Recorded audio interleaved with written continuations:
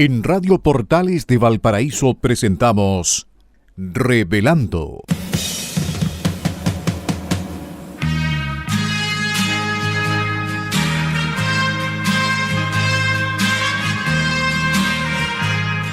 Un programa donde se abordan temas de actualidad, contingencia y la agenda cultural de la zona. Entrevistas del ámbito nacional e internacional. Revelando es presentado y auspiciado por ASOFAR AG, Asociación de Oficiales de la Armada de Chile en Retiro, Asociación Gremial. Con ustedes, Revelando en Radio Portales de Valparaíso.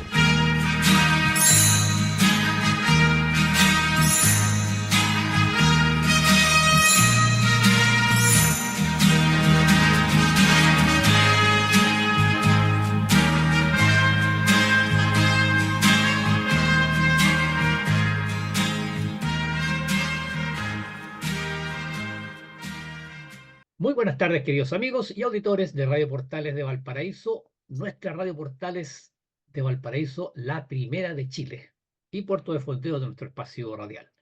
Hoy, viernes 5 de julio de 2024, estamos dando inicio a un nuevo programa de Revelando que los acompaña de lunes a viernes de 6 a 7 de la tarde y como de costumbre el día viernes dedicado al movimiento Chilenos de Corazón.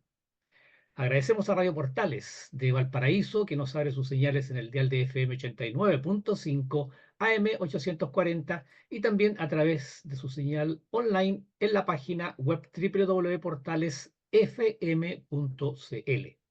Y por supuesto agradecemos a nuestro auspiciador, a quien hace posible que Revelando esté en el aire todos los días, como dijimos, de lunes a viernes, y que además permite generosamente que Chilenos de Corazón los acompañemos los días viernes. Nos referimos a la Asociación Gremial de Oficiales de la Armada en Retiro, ASOFAR AG. Gracias a Radio Portales de Valparaíso y un especial agradecimiento a nuestro auspiciador ASOFAR. También saludamos al inicio del programa a nuestro amigo y colaborador Enzo Alvarado, quien permite que este programa llegue hasta los estudios de Radio Portales de Valparaíso. Nuestro agradecimiento y saludo cariñoso a Enzo. Y además agradecemos a nuestros amigos radiocontroladores de Radio Portales de Valparaíso, que colocan finalmente este programa en el aire. Nos referimos a don Luis Salinas, a don Mario Salazar y a don Claudio Alvarado. Queridos amigos de Revelando del día viernes, somos Francisco Muñoz Pinto y Mario Mataluna Morales, conductores del programa Revelando del día de hoy. Francisco, muy buenas tardes. ¿Cómo está usted en este que ya está terminando hermoso día viernes? Hola Mario, muy buenas tardes. Hola Enzo, gusto de saludarlos. Buenas tardes a los auditores. Buenas tardes Radio Portales y como siempre, muchas gracias por permitirnos estar a esta hora con nuestros auditores. Ya, se terminó el mes de ¿cómo se llama? De Radio Portales de Valparaíso, Francisco. Pasó ya junio. Igual, yo creo que le damos el último saludo a, a nuestra Radio Valparaíso A en nuestra Radio su, Portales de Valparaíso. perdón, a nuestro Radio Portales de Valparaíso, perdón, a nuestra Radio Portales de Valparaíso en el que acaba de terminar su mes aniversario, el aniversario número 64. Ya, vamos entonces con las efemérides nacionales y navales de la presente semana. Vamos. 3 de julio del año 1868, o sea, a mediados del siglo antepasado ya. Por Dios, cómo pasa el tiempo. Se crea la Escuela de Aprendices, perdón, se crea la Escuela de Aprendices a Marineros, actual Escuela de Grumetes. Los antecedentes del origen se remontan al año 1846, cuando el entonces presidente de la República, don Manuel Bulnes Prieto, y su ministro de Guerra y Marina, Manuel Camilo Vial, demostraban su interés en que las futuras tripulaciones de los buques de guerra contaran con una eficiente preparación que les permitiera desarrollar su servicio a bordo. Para tal efecto, el 03 de julio de 1868, el presidente de Chile, don José Joaquín Pérez Mascayano, y su ministro de Guerra y Marina, don Federico Errázuriz Zañartu, promulgaron el decreto supremo que creó la Escuela Elemental y Profesional de los Aprendices de la Armada, actual Escuela de Grumetes Alejandro Navarrete Cisternas. Un especial saludo de Chilenos de Corazón y de la Asociación de Oficiales de la Armada en Retiro, aquellos que pasaron por las aulas y se forjaron en esta vieja escuela de antiguos marineros, como dice su canción. Así que, Mario, un muy especial saludo. Muchas gracias. 3 de julio de 1889. Estamos llenos de aniversarios, ¿ah? En esta Así, semana. así. Nace la especialidad de ingeniería naval. Su origen está determinado por la creación de la Escuela de Mecánicos dispuesta por el presidente Balmaceda, con el propósito de preparar alumnos para obtener el título de ingenieros terceros. En sus comienzos, el plantel funcionó a bordo de la corbeta Chacabuco II, estando la instrucción a cargo de los ingenieros Leandro Alvial y Juan Wright. Reciban nuestros saludos los chanchos de máquinas, como cariñosamente se les apela en la Armada. Personas con una alta preparación técnica y, más destacable aún, un encomiable espíritu para seguir atornillando aún en las peores condiciones. Oye, Así perdón, que, Francisco. Sí, sí, es que para que lo expliquemos a nuestros autores, atornillar es dar avante. Pues, dice, nosotros en la Marina hablamos de el claro, buque está claro, atornillando, este buque está dando claro, avante. Es porque la hélice se está moviendo y por la forma de la hélice, en el fondo claro. va como atornillando en el mar, claro. Así como los artilleros tienen que dar fuego, los comunicantes se tienen que comunicar, los chanchos, los ingenieros tienen que dar avante. Y lo hacen, tienen, como decía, un encomiable espíritu para cumplir con Bien. ella. 5 de julio de 1898. Es lanzada al agua en Inglaterra la corbeta General Baquedano, segundo buque en llevar este nombre luego que fuera comprado a comienzos de 1898 para servir como buque escuela de grumetes. Su madrina fue Laura Antúnez de Bascuñán. La nave dio comienzo a su primer crucero de instrucción el 24 de julio del año siguiente. Arribó a Valparaíso en su viaje inaugural el 2 de marzo del año 1900, mismo día que la corbeta Tao pasó a ser sede de la Escuela de Pilotines. En este buque se inspiró Francisco Coloane para redactar su obra El último grumete de la Baquedano. Francisco Coloane era tripulante de la Baquedano y ahí escribió El último grumete de la Baquedano. Así es. 4 de julio de 1917. El izamiento del pabellón de Chile en los submarinos tipo Holland señala la creación de la especialidad de submarinistas, que sirve bajo el lema Semper Fidelis. El 28 de marzo de 1918, la flotilla zarpó a Valparaíso en su viaje inaugural al mando del contraalmirante Luis Gómez Carreño. Nuestros saludos y reconocimiento a los tripulantes de los negros, como coloquialmente se le denomina a los submarinos. Los buques de superficie son los plomos, los submarinos son los negros. Claro. De ese color están pintados. 29 de junio, Día del Pescador. Este día está asociado a la fiesta de San Pedro, patrono de los pescadores. Este día, en las caletas y puertos del país, se realizan celebraciones que incluyen adornos de los botes, cantos, flores y bailes, haciendo una procesión del patrono por mar y tierra. Valientes hombres de mar son nuestros pescadores. Un saludo para todos ellos. 30 de junio, Día del Bombero. El 30 de junio de 1851 se crea el primer cuerpo de bomberos del país, obviamente en la ciudad de Valparaíso. Desgraciadamente, Valparaíso ha sido el primero de muchos, pero estamos avanzando mal últimamente. Pero bueno. Así que, como decía, el 30 de junio del año 1851 se crea el primer cuerpo de bomberos en la ciudad de Valparaíso y por tal motivo, el año 1962 se declara este día como el Día del Bombero para conmemorarlo. Desde entonces, el Cuerpo de Bomberos de Chile es un orgullo para todos nosotros. Mario, esas eran las efemérides que teníamos para esta semana. Perfecto. Excelente. Vamos entonces con el primer punto de la pauta, que, como ya es tradicional, son las historias de Valparaíso. Y en esta oportunidad vamos a compartir con nuestros auditores una breve reseña del edificio de la aduana de Valparaíso. El edificio de la aduana que está ubicado ahí en la comúnmente llamada Plaza Aduana, pues, ahí en Valparaíso, pero que en realidad se llama la Plaza Wheelwright. ¿Eh?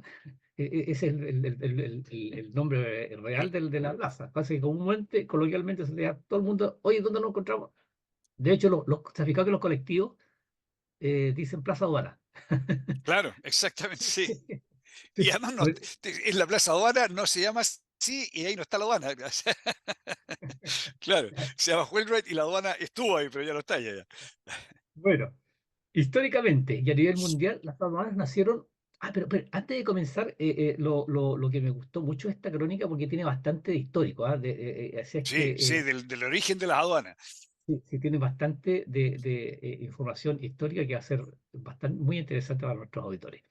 Entonces decía, históricamente a nivel mundial, las aduanas nacieron para impedir la entrada de productos a un determinado territorio. A través del tiempo, los países latinoamericanos han definido a la aduana como, comillas, organismo encargado de aplicar la legislación relativa a la importación y exportación de mercancías y a los otros gravámenes aduaneros, percibir y hacer percibir los impuestos que les sean aplicables. Cierre de comillas. En el año 1774, el gobernador don Agustín de Jáuregui, 1774, antes ni siquiera de la primera Junta de Gobierno, decía que el gobernador don Agustín de Jáuregui estableció en forma definitiva la aduana, poniendo punto final al remate de las rentas o empleos públicos. Se debe a este gobernador la organización del primer servicio de aduanas de Chile, cuya sede principal se radicó en Santiago, conocido en esa época con el nombre de Administración de Aduanas. Tras la declaración de la independencia en 1810, en realidad no la declaración de la independencia, sino que con la conformación de la primera Junta de Gobierno, se promulga al año siguiente la Ley de Libertad de Comercio, siendo esta la primera ley de la República, que aporta interesantes artículos de incidencia aduanera vinculados con el comercio exterior. Esta disposición decretó la libertad de comercio para los puertos de Coquimbo, Valparaíso, Talcahuano y Valdivia. Ese mismo año se dicta la primera ordenanza de aduanas, al permitirse, desde el 21 de febrero de 1811, el comercio recíproco entre naciones amigas o neutrales con respecto a España. Posteriormente, el Reglamento Constitucional de 1813 establece la revisión de las mercancías en Valparaíso antes que éstas fueran remitidas a Santiago. Más adelante, en 1820, se acordó crear una aduana en Valparaíso para aforar y liquidar las mercancías. En el año 1831 se traslada definitivamente la aduana mayor o superintendencia de aduanas desde Santiago a Valparaíso. 2 años después se crean los almacenes de aduana. Y aquí estamos viendo con Francisco dos fotos, son muy interesantes, fotos muy antiguas por supuesto, que es una tomada en 1830, no, esto ya en 1840, cuando ya era edificio de la Intendencia, que fue este edificio estaba ubicado donde se encuentra hoy en día el edificio de la Armada de Chile. Y era un edificio que tenía un torreón, un hermoso torreón central, y ese fue inicialmente el edificio de la aduana, cuando se trasladó de Santiago acá a Valparaíso, y posteriormente se instaló la intendencia en este edificio. Y la aduana, como vamos a ver a continuación, se trasladó hacia el edificio que estamos rememorando ahora en la Plaza Aduana. Y además estamos viendo una foto de 1888 de los almacenes fiscales. Los mismos que se Que llama la atención a eso, a esos almacenes fiscales, ese era el escenario del puerto y de todos los puertos en el mundo, digamos, era estos grandes almacenes, llegaba se desembarcaba la mercadería en lingadas en un tiempo, pero anterior aún, ¿cómo le llaman? Con porteadores. Y claro, iba quedando en estos almacenes, y estos almacenes, yo me imagino, llenos de ratones, complicado de manejar. eh, no era sencillo, no era expedito. Hasta que llegó el contenedor y ahora la cosa cambió radicalmente. Cambió el concepto de los envases también. Ahora todo viene correctamente envasado. Los ratones se quedaron sin pega. claro, es verdad, claro. El trigo, por ejemplo, Venía a bueno, granel. a granel, claro, claro, a granel. Y después lo metían en sacos, digamos, pero ya las La- empresas que lo comercializaban, sí, es verdad. Claro Las que sí. palomas le hacían chupete a las rumas de trigo. Y estábamos mirando la foto aquí con Francisco, la foto comentaba yo de 1888, Lo hermoso de la tecnología, o sea, y lo fantástico de la calidad de estas construcciones, Francisco, ¿ah? Porque estos edificios existen actualmente. Varios de estos edificios están actualmente funcionando y, y, y erguidos ahí en el centro de abastecimiento de la Armada en Valparaíso. Oye, y uno miraba cuando están echando abajo estos edificios para tener el lugar donde emplazar los contenedores, y yo lo recuerdo, maquinaria pesada tratando de echar los edificios abajo y les costó mucho. Eran de muy Claro. buena calidad. Así es, así es. Pero aún quedan, a ver, son tres en el centro de abastecimiento y uno al frente de la imprenta, quedan cuatro edificios todavía de estos De estos antiguos eh, edificios de la aduana. antiguos edificios de la aduana, claro. Bueno, continuamos entonces con la crónica. En 1844 se inició la construcción del edificio de la aduana de Valparaíso, donde funcionó hasta hace poco tiempo atrás la dirección regional. La obra estuvo inicialmente a cargo del ingeniero Agustín Charme. Sin embargo, los trabajos se suspendieron por 2 años debido a diversos inconvenientes y fueron reanudados en el año 1846 por el constructor John Brown Diffin.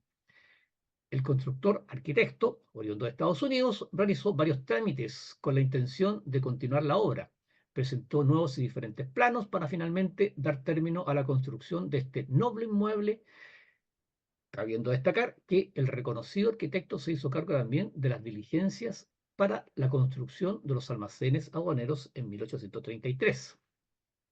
La inauguración oficial del edificio de aduana se realizó el 1 de septiembre de 1855, manteniéndose hasta hoy como el edificio institucional más antiguo de la ciudad puerto, ya que ha soportado incólume a terremotos como el de 1906, que como hemos comentado con Francisco, destruyó todo lo que había en Valparaíso casi, excepto el edificio de la aduana. Incendios, bombardeos y violentos temporales.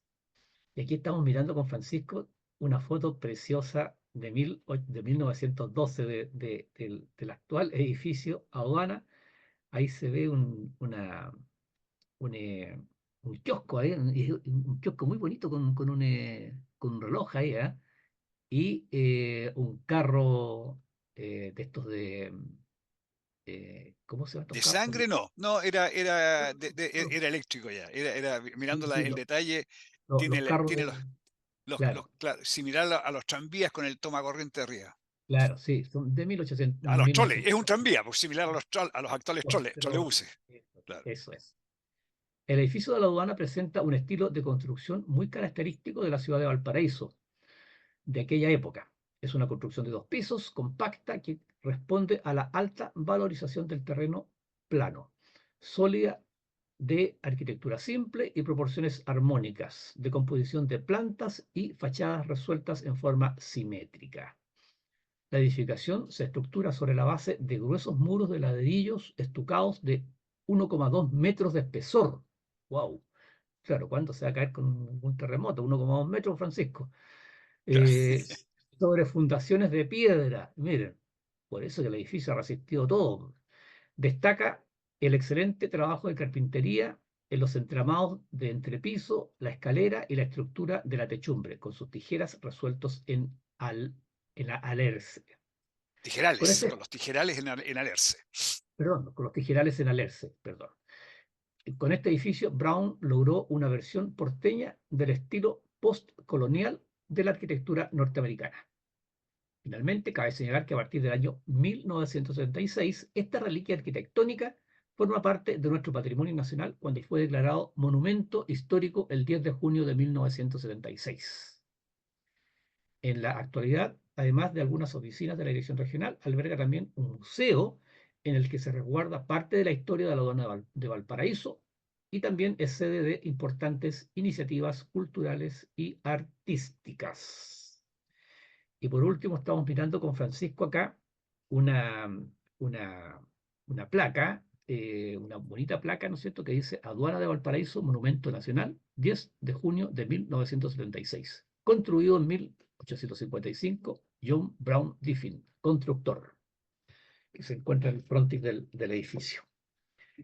Eh, Así. y Oye, efectivamente, yo quería destacar, Mario, Si nos queda Ujú. Sí, un sí, tiempito. nos queda bastante tiempo. El tema de las aduanas en Sudamérica, en Europa, en otros lugares que me ha tocado conocer, eh, más que para controlar el ingreso de bienes y de bienes a los países, era como una forma de cobrar por el ingreso de bienes a los Claro, distintos lugares, ¿ya? efectivamente, claro. Y conozco en algún detalle Montevideo. Para entrar a la ciudad amurallada de Montevideo había que pasar por una aduana. Y para pasar por la aduana había que pagar. En Europa está llena, cuando uno lee la historia y recorre algún lugar, está llena de aduanas, que todas era, oiga, si usted quiere pasar de acá para acá, pague. Obviamente que eso tenía que haber algún rey, algún príncipe, alguien que tuviera la fuerza, digamos, la Claro, capacidad bélica para que el resto le pagara efectivamente, ¿ya? a imponer, claro. Y sin embargo, aquí en Chile eso no lo he visto. O nunca en nuestra historia no aparece eso. A mí me da la impresión de que el origen de que en Chile sea distinto es que nosotros fuimos siempre muy abiertos al comercio internacional. Tal vez por lo apartado que estábamos del resto del mundo al inicio de nuestra historia, y que lo único que queríamos era que alguien nos viniera a ver y que entraran productos y salieran productos del país. Nuestras aduanas en realidad eran una función de control para controlar el cumplimiento de las normas del Estado, pero no tanto para ¿cómo se llama? Muchas veces abusivo mecanismo de cobrarle indiscriminadamente a las personas que quisieran transitar por algún determinado lugar, ¿ya? Así que me parece interesante este hecho de que el tema de aduanas en Chile no es diferente a lo que se ve en el resto del mundo. Sí, y también es loable la iniciativa de los padres de la patria, los iniciadores de la República, de permitir el libre comercio desde los inicios, digamos, de 1810, primera junta de gobierno, y ya en 1811 se definía el libre comercio, este intercambio, como decía la crónica, recíproco entre naciones amigas o neutrales. Sí, realmente visionario, pues, tremendamente visionario. Y claro, y también una forma de establecer soberanía. Claro, esta es nuestra tierra y nosotros colocamos las reglas, sí. Claro, Correcto. y eso también se conseguía con eso, que los otros países reconocieran, a ver, quién fue el que, podemos comerciar libremente con este país que está allá al sur. ¿Y con quién? Con España, no con España, pues, con una naciente nación. Sí, sí, Exactamente.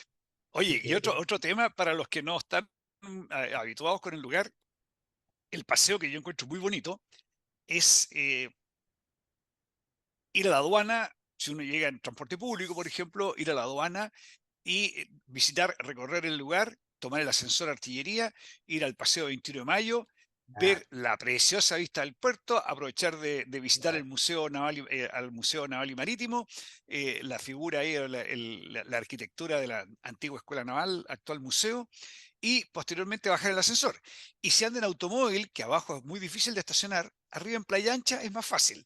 Se estaciona en algún lugar en Playa Ancha, camina un par de cuadras, llega al Paseo 21 de Mayo, mira el puerto, mira el movimiento de los contenedores, ve los edificios de la aduana que hemos estado conversando, ve lo que va quedando los edificios de la aduana y nuevamente el paseo en el ascensor. La única duda que tengo es si ese ascensor hoy día, pero me parece que sí, el ascensor de artillería, la duda que tengo es si en este momento está funcionando. Se me olvidó verificar eso temprano, pero efectivamente yo sé que está en reparaciones. No sé si lo habrán abierto, hasta hace muy poco tiempo estaba en reparaciones. No sé si lo habrán abierto, estará abierto ya al público nuevamente, pero Oye, estaba cerrado, sí. y yo en algunos años, cuando estaba en la Armada, por ahí por el 1996, 97, en esa época, estaba en la dirección de programas que tenía sus oficinas arriba Claro, al lado, claro, al lado del museo. claro, Y muchas veces tenía que ir a la Plaza Sotomayor a alguna reunión, que me citaban a alguna reunión en la dirección de los servicios, en la dirección del personal, y claro. habitualmente usaba el ascensor y me iba caminando ahí por el barrio del puerto. Así que Claro. tengo muchos y muy buenos recuerdos del ascensor. Y el Negro Flores arriba en la parte alta del ascensor. Quedan unos segundos, pero usted hablaba de hacer este recorrido. Yo le agregaría, ¿sabe, Francisco? Que deje el auto por ahí. Hay dos grandes estacionamientos ahí en el sector de la estación Puerto, y De la bajo Plaza la Plaza Sotomayor, Mayor. claro. Claro. Y tome el trole, el trolebús que llega hasta la aduana. Y ojalá, a lo mejor si puede ir, no, que no vaya en auto al paraíso y recorrer en trole. Oye, Últimamente he la- hecho creo 2 o 3 veces el- el- este año el viaje ahí por el centro de Valparaíso, que es fantástico el viaje en trole. Mario, yo sé que estamos en el tiempo, pero muy cortito. La Universidad Católica hace años atrás tuvo una iniciativa, el Trolley Tour, que yo lo tomé, era espectacular. Sí, Él se paseaba por todo el paraíso, pero sí, desgraciadamente verdad, no existe en el Trolley Tour. verdad. ¿Estamos, Ya, Mario? pues, sí, estamos en la hora. Vamos a la pausa musical con buen folclore, con muy hermoso folclore de Chile, y estamos de regreso en el segundo bloque de nuestro programa Revelando. Muy bien, queridos amigos, estamos de regreso para iniciar el segundo bloque de su programa Revelando. Agradecemos a Radio Portales de Valparaíso que nos acoge en su casa para estar junto a ustedes todos los días viernes y revelando todos los días de la semana, de lunes a viernes. Y por supuesto agradecemos a nuestro auspiciador, la Asociación Gremial de Oficiales de la Armada en Retiro, ASOFAR. Ya, vamos entonces con el segundo punto de la pauta que hemos titulado Mala gestión acrecienta crisis de la educación. A ver, se supo recién ahora estas cosas que aparecen de repente, don Francisco, en el mundo de las novedades, de las noticias, que la Junta, eh, la Junta Nacional de Auxilio Escolar y Becas, la JUNAEB, eh, no ha entregado los kits de útiles escolares a 2 millones, son 2 millones de estudiantes. Kits de útiles que deben haber entregado en marzo, Francisco, que deben haber entregado en marzo. Y la directora ahí de la JUNAEB, ella argumenta o fundamenta que hubo una licitación, que tuvieron que declarar desierta, pero bueno, eh, bueno, el título lo dice, gestión, gestión. Están todos los medios, en el peor de los casos, a lo mejor haber hecho un trato directo, en este caso, excepcionalmente, para comprar algo de los útiles, no sé, o en parte de los útiles, pero ahí estamos. La promesa es que regresando de las vacaciones de invierno, dentro de la primera semana se van a entregar estos útiles. Pero hemos tenido los niños trabajando durante todo este tiempo sin útiles escolares. ¿Cómo es posible eso? Oye, Mario, y desde el punto de vista de la gestión, la plata se gastó. O sea, había un presupuesto, el presupuesto estaba y la plata se gastó, pero no se obtuvo de ese dinero que estaba considerado, no se obtuvo el beneficio que se requería.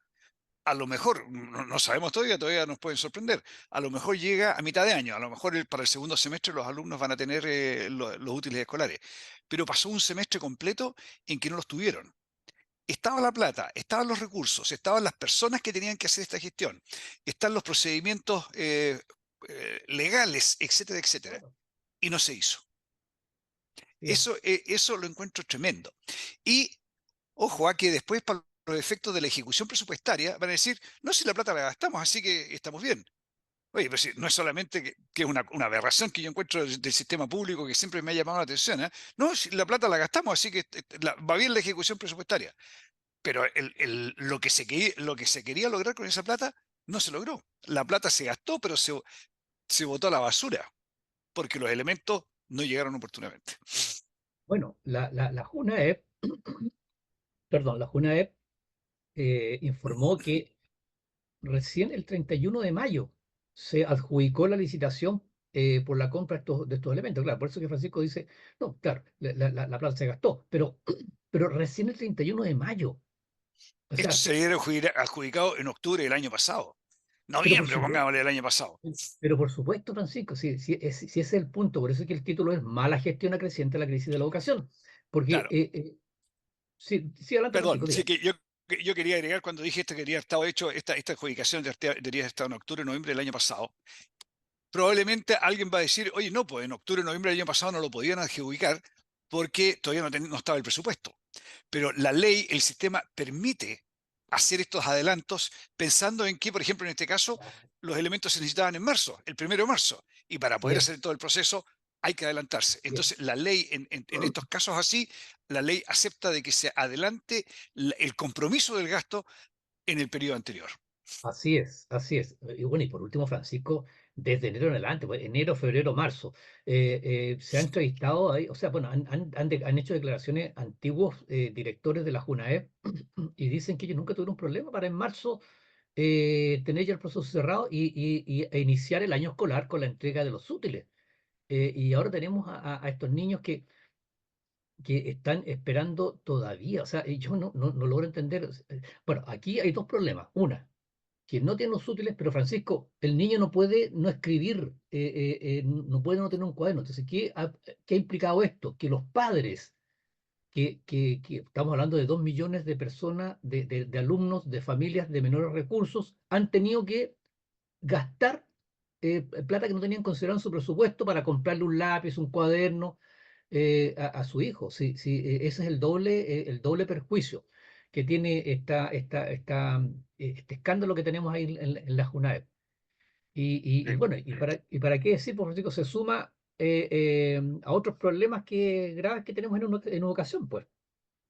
Sí, oye, respecto de eso, Mario, yo quería comentar que el Frente Amplio con el Partido Comunista, sobre todo estos jóvenes del Frente Amplio, llegaron al poder con muchas promesas. Y una promesa fuerte e importante era educación gratuita y de calidad. Desgraciadamente, la gratuidad, si voy a tener una educación pésima, la gratuidad no sirve para nada. Pero, y la calidad nunca llegó. Por el contrario, hemos retrocedido significativamente desde hace un buen tiempo ya, yo diría que por ahí desde Michelle Bachelet, que vamos retrocediendo Oh, sí. paso a paso en la calidad de la educación. ¿Ya? Y además, no han avanzado, hay cosas trascendentes, que hay consenso en Chile, que son cosas en las cuales hay que avanzar y que ellos prometieron que lo iban a hacer y no han dado pero ni medio paso. Voy a citar alguna: mejoramiento de cobertura de las salas cuna, mejorar la educación prebásica y la educación básica, que es donde se generan cuando decimos que Chile es segregado, que hay demasiadas diferencias culturales, que esas diferencias culturales se inician o se crean en la diferencia de la calidad de la educación prebásica y básica, donde se aprende el lenguaje, donde se aprende a hablar. El día que aquí en Chile yo no sea capaz de distinguir el origen social de una persona por la forma en que habla, quiere decir que la educación prebásica y la educación básica funcionó. Pero definitivamente no lo tenemos. Ahí es donde se aprende el uso del lenguaje, el comportamiento en grupo, la urbanidad, los valores patrios, etcétera, etcétera. Mejorar la formación de los profesores, lograr que lleguen los escolares a las aulas, etcétera. Todas esas cosas están pendientes. A mí no me queda claro si es que es mentira que les interesa tanto la educación y no les interesa, o si es que no saben cómo hacerlo, no saben gestionar. O peor aún, me da más susto, tal vez ambas. Tal vez tanto no lo saben hacer y también es mentira de que les interese la educación. Francisco, el problema de esto es que, una vez más, ¿quiénes son los más afectados? Y usted lo mencionó dentro de su comentario recién. Los más afectados son los más vulnerables. Y la calidad de la educación sufre un duro golpe nuevamente y se contribuye a aumentar la brecha social. Usted lo mencionó, la educación es básica, es fundamental para que tengamos una sociedad igualitaria. Ellos que hablan tanto de la desigualdad, desigualdad, desigualdad, bueno, la educación es lo fundamental. Lo mencionó usted, el día que no podamos distinguir entre si una persona es de clase alta o clase baja cuando conversamos con ella, eso es igualdad, eso es eliminar la desigualdad. Eh, y bueno, y en particular, la educación que quedó tan afectada después de la pandemia, con un serio ausentismo escolar, que este gobierno se comprometió a corregir y que al contrario ha aumentado, inclusive este año aumentó el porcentaje de ausentismo escolar. eh, lo único que hace es aumentar la brecha de la desigualdad. Esto realmente influye en la desigualdad. Esto fundamentalmente influye en la desigualdad. Perdón, y lo último, ojo, queridos amigos, la JUNAED administra el 2,5, o sea, los recursos que administra es el 2,5, el equivalente al 2,5% del presupuesto de la nación. Es mucha plata, es mucha plata, mucha plata. Y también, ojo, que la Contraloría General de la República acaba de entregar un primer informe, un preinforme que se llama, por supuesto, aquí tienen que venir ahora las respuestas de parte de la JUNAED, pero en el preinforme que se llama de la Contraloría General de la República, eh, informa que habrían 16.000 millones de pesos de pagos adicionales a proveedores del año 2022. O sea, eh, sí, insisto, esto es un preinforme, no es lo final. Pero si la Contraloría está diciendo algo, Francisco, es porque cuando el río suena es porque veras trae. Es verdad. Eh, ya, entonces dejamos ahí en el aire el tema y no nos cabe la menor duda que hay muchos de nuestros auditores que están afectados, en este caso, por la no entrega de útiles escolares a sus hijos o nietos.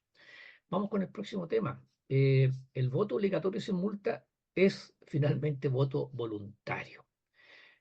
Aquí estamos con una situación que se ha desarrollado durante la presente semana, que es que a raíz de que eh, ¿cómo se llama? El servicio electoral, el CERVEL, solicitó que la votación de ahora, las votaciones se me fue, Francisco, es en agosto las votaciones, ¿no? No, octubre. Octubre. En octubre, claro. Las elecciones de octubre, donde están hay elecciones municipales, regionales, etcétera, son varias elecciones que se van a hacer, se hicieron en 2 días. Esto implicaba una modificación a la ley. Y se votó esta semana en la Cámara de Diputados. Pero resulta que los señores diputados junto con votar que la elección se hiciera en 2 días, metieron un caballito de Troya, que es, y una cosa inexplicable, Francisco, porque queridos amigos, aquí no sé, el tema era que la votación fuera en 2 días. Ese era el problema. Y ellos metieron dentro de la aprobación estamos todavía en proceso, ¿ah? La ley no está aprobada finalmente, pero dentro de la discusión en la Cámara de Diputados, aprobaron en la Cámara, en el Pleno, digamos, que el voto para esa elección no fuera válida la multa para aquel que no concurre a votar. Claro, sabemos, ¿no es cierto?, que hace poco tiempo atrás se cambió, volvimos, ¿no es cierto?, en un cambio de ley del voto voluntario al voto obligatorio, y la persona que no vota tiene que pagar una multa. Y aquí se aprobó o se votó de que no fuera obligatorio. Entonces, ¿qué sacamos con tener un voto obligatorio si no se multa a quienes no voten? Esto es solapadamente, nuevamente volver al voto voluntario, Francisco. Claro, una ley o un reglamento o una disposición que no traiga aparejado algún mecanismo de fuerza que obligue a hacerlo, no es. No, ninguna una obligación que no tiene sanción no es obligación. El que quiere lo hace y el que no quiere no lo hace. Oye, yo encuentro que este tema es pero una tremenda irresponsabilidad de la Cámara de Diputados. Y digo de la Cámara de Diputados transversalmente, ¿ah? Porque Sí, sí, hay gente de todos los sectores que está involucrado en esta cuestión. sí, En algún momento llegamos ahí por el octubrismo, etcétera. En esa época llegamos a que se estaba acercando al 40% la cantidad de gente que participaba, que iba a votar, que participaba en los procesos eleccionarios. La claro. gente decía, estamos cansados, no creemos en la clase política, entonces erróneamente, en vez de comprometerse y decir, elijamos bien, decían, no vamos a votar. Y eso puso en tela de juicio nuestra democracia, puso en tela de juicio nuestra institucionalidad. Y cuando se volvió al voto obligatorio, valga la redundancia, era una obligación hacerlo, porque la verdad es que íbamos al despeñadero. Y resulta que con todos esos antecedentes arriba de la mesa, con toda la vista, resulta que ahora los señores diputados no encontraron nada mejor que retroceder, no hacerlo obligatorio, darle, ¿cómo se llama?, volver a esta voluntariedad y poner en riesgo nuestra institucionalidad nuevamente. Las personas que elegimos para que hagan las leyes buenas, para que hagan que el país avance, se dan el lujo de adoptar medidas que nos hagan retroceder. Seguro que el Senado va a revertir esta situación y esto no se va a presentar. Pero téngalo presente los que están escuchando. Esto que está haciendo la Cámara de Diputados es una irresponsabilidad y una falta de consideración con nuestro país tremenda. Están haciendo exactamente lo contrario de lo que elegimos para ello. Solución, pensarlo muy bien cuando van a elegir, cuando van a votar por un senador, por un diputado, por cualquier autoridad. Siempre lo digo, así como a los que les gusta el fútbol saben vida, obra y muerte de Gary Medel, bueno, es más importante que saber vida, obra y muerte de Gary Medel, saber obra, vida y muerte de los candidatos a alcaldes, diputados, consejeros, concejales, etcétera, etcétera. Es un súper buen punto, Francisco. Es un súper buen punto. Pucha que somos buenos para quejarnos después. Pucha, la autoridad que tenemos, el alcalde, el ministro, el presidente, que es- es muy malo. Pero, ¿qué hicimos nosotros como ciudadanos o qué hacemos nosotros ciudadanos? Sí, esa autoridad, ese alcalde, ese presidente, ese gobernador regional, lo elegimos nosotros, queridos amigos, nosotros lo elegimos. Entonces, pucha, qué buen punto es el que toca Francisco. Si somos futboleros, ¿no es cierto? Y tenemos pero perfectamente claro el panorama del equipo de fútbol, de la selección, quiénes son los que participan, quiénes son los que deberían estar y cuáles son las características, igual preocupación deberíamos tener cuando nos enfrentamos a una elección, evaluar, estudiar quiénes son los candidatos, ver su historia, qué es lo que han hecho, cuáles son sus características, para votar responsablemente. Y en este caso, efectivamente, nos estamos encontrando con esta situación que es realmente insólita, insólita en que la Cámara de Diputados, una elección, la convierte poquito solapadamente. Aquí no se ha cambiado el voto obligatorio por voluntario, pero lo que pasa es que al no haber una multa, obviamente que solapadamente volvemos al voto voluntario. Pero, como dice Francisco, eh, estas son diputados que nosotros elegimos para representarnos. Entonces, después no nos quejemos, pues, no nos quejemos si hacen las cosas, si son malos en la pega que realizan, pues. Mario, y una frase para el mármol, cortita. El precio que hay que pagar por desentenderse de la política es ser gobernado por los peores. O sea, la amenaza es que si yo no me preocupo de la política, voy a elegir a los peores. Así Repito, es. el precio por desentenderse de la política es ser gobernado por los peores. ¿Quién lo dijo? Platón. ¿Cuándo? Claro. Como el año 350, más o menos antes de Cristo.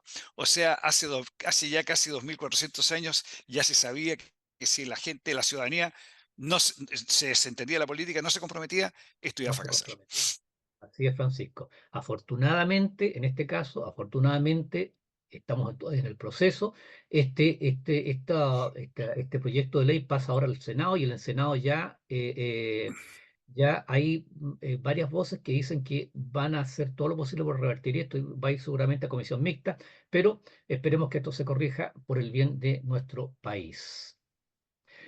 Y vamos con el próximo punto de nuestra pauta, que en el fondo es el último punto, que hemos titulado Planes gubernamentales, promesas vanas. A ver, y también este otro de los temas que pasan, como decimos en buen chileno pasan colados, Francisco, pasan colados. En la vorágine de noticias, ¿no es cierto? Y el efectismo, desgraciadamente, muchas veces de la prensa, estas cosas pasan desapercibidas. El 25 de junio, queridos amigos, la ministra del Interior, doña Carolina Toá, en una ceremonia, pero apoteósica, en un gimnasio, en un polideportivo, en la comuna de Silla, presentó el Plan Ercilla, una batería de 50 iniciativas en materia de salud, educación, economía local, infraestructura y desarrollo social, que contempla una inversión de 32.000 millones de pesos. Bueno, entonces uno dice, presentó un plan, qué bonito, qué hermoso. Pucha, vamos a solucionar todos los problemas que tenemos acá en la Araucanía. Pero resulta que con el paso del tiempo se han ido conociendo interesantes detalles, po. Una, que existen serias dudas de que vaya a existir, porque esto lo informó ahora, pero el presupuesto fue aprobado el año pasado, o sea, no hay recursos para ese plan, no existen recursos, y tampoco existe la duda si van a haber recursos el próximo año. Una. Dos, resulta que ya el año 2022 nuestro actual gobierno había aprobado un plan que se llamaba Plan Buen Vivir y que contemplaba, en el fondo, básicamente lo mismo que está contemplando este plan Ercilla. Y inclusive, voy a irme al final, inclusive ¿cómo se llama? El delegado presidencial, el delegado presidencial colocado por el gobierno ahí, en la Araucanía, él reconoció que no existe financiamiento para este plan el próximo año, independiente de que existen también muchas denuncias de que no se han realizado las obras que se prometieron realizar. Entonces, como dice el título, planes gubernamentales, promesas vanas. Nos vamos de plan en plan, Francisco. Así es. Oye, Mario, Sí. y supongamos que estuviera la plata, ¿eh? Yo tengo 3 puntos por los cuales yo me atrevo a asegurar de que, aunque esté la plata y esté las ganas, las cosas no se van a hacer. Primero, el nivel de corrupción de las autoridades actuales no lo permite. Si los dineros están, los dineros no van a llegar al destino final. Si lo que queremos hacer es hacer un CESFAM o mejorar un CESFAM, los dineros no van a llegar para comprar la mezcla de cemento para poder hacer los muros, ni para comprar los ladrillos, ni menos para el equipamiento. Segundo, no existe capacidad de planificación. No basta como hay autores que le dicen, oye, vamos a hacer esto otro. Ese es el plan que tenemos. No, ese es el qué. Se requiere también un cómo. No es solamente necesario el qué. Hay que ver cómo lo vamos a hacer. Y para Claro. eso no hay capacidad. Y tercero, nula capacidad de ejecución. Estamos hablando de la planificación, nula capacidad de ejecución. En proyectos que impliquen algo nuevo, en proyectos que hagan que avancemos. La gente que nos está gobernando actualmente, su mente está entrenada para destruir. Lo que ellos quieren es destruir lo que hay para que en algún día, que no sabemos cuándo va a ser, eh, ellos van a construir el Chile que ellos piensan que tiene que existir. Ellos no tienen, su mente no está condicionada para mejorar lo que hay. Su mente está condicionada para destruir lo que hay. Su mente está condicionada para salir a las protestas en la calle, etcétera, etcétera. Así que de este plan, olvidémonos. Yo quiero agregar dos elementos a este análisis que hace Francisco. El primero, que eh, eh, uno ya a estas alturas duda si todas estas promesas, estos avisos rimbombantes que se hacen, al final son nada más que una estrategia electoral. Como estamos en año electoral, vamos prometiendo eh, para poder ganar votos. Y por otro lado, pero lo que más me preocupa y más me molesta, Francisco, es que se engaña a la gente. El mismo delegado presidencial reconoce que no hay financiamiento de este plan Buen Vivir. Ahora estamos sabiendo que este plan Buen Vivir, o sea, porque el plan Ercilla es lo mismo, o sea, lo único que hicieron acá es un poco para chutear para adelante y para hacer y para tener aviso, o sea, bien digo, anuncios rimbombantes, presentaron un plan que es básicamente el mismo plan que ya existía, que no ha funcionado. Entonces, ¿cómo se engaña a la gente, Francisco? Se le da, se le da falsa esperanza. Hay gente que realmente está necesitando el CEFAM, está necesitando que se repare o se construya una nueva escuela para sus hijos, o que se repare el gimnasio, no sé, y asiste la ministra del Interior, les hace promesas de que vamos a hacer esto y esto otro, y resulta que no se hace. Entonces, por eso que la gente después se desencanta, se desengaña, no le gusta la política, porque es permanentemente engañada. Yo creo que eso es muy triste y es lo más complicado de esta situación. Sí, bueno, y nuevamente podemos volver a lo que estábamos diciendo anteriormente, ¿ah? Nuevamente podemos volver al tema de nuestra responsabilidad, de todos los chilenos, de ¿Es elegir verdad? bien, de elegir ¿Es bien a las verdad? personas, ¿ya? Yo no digo que los jóvenes no puedan hacer un aporte, los jóvenes pueden hacer un tremendo aporte, los jóvenes que quieren hacer un aporte. Hay que escucharlos, a ver qué es lo que están pensando, cuáles son sus discursos. Pero así como se pueden elegir jóvenes, y es bueno que los jóvenes estén, pero también hay que tener gente mayor, hay que tener gente con experiencia, gente que alguna vez ha hecho, que se ha despertado a las 4 de la mañana preocupado porque el proyecto que tenía no le está funcionando, ¿ya? Gente que sabe sacar proyectos adelante y que ha sacado proyectos adelante en algún momento de su vida. Entonces, eso es lo que necesitamos, una variedad de características y de cualidades de las personas que nos están gobernando. ¿Tienen mucho que apoyar los jóvenes? Muchísimo. El tema, ¿se requieren los hombres? Sí, las mujeres también.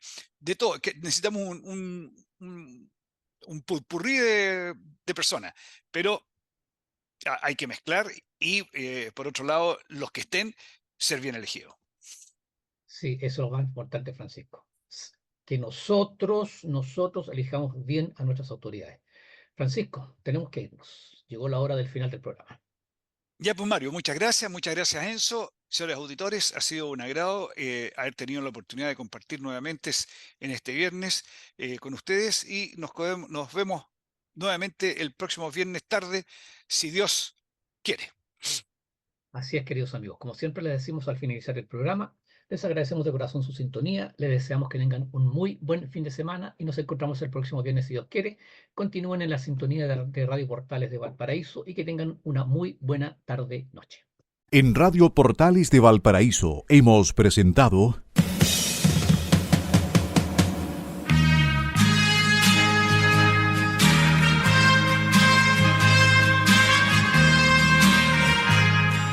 Revelando, un programa donde se abordan temas de actualidad, contingencia, entrevistas del ámbito nacional e internacional. Revelando es presentado y auspiciado por Asofar AG, Asociación de Oficiales de la Armada de Chile en Retiro, Asociación Gremial. Sintonícenos en un próximo programa. Buenas tardes.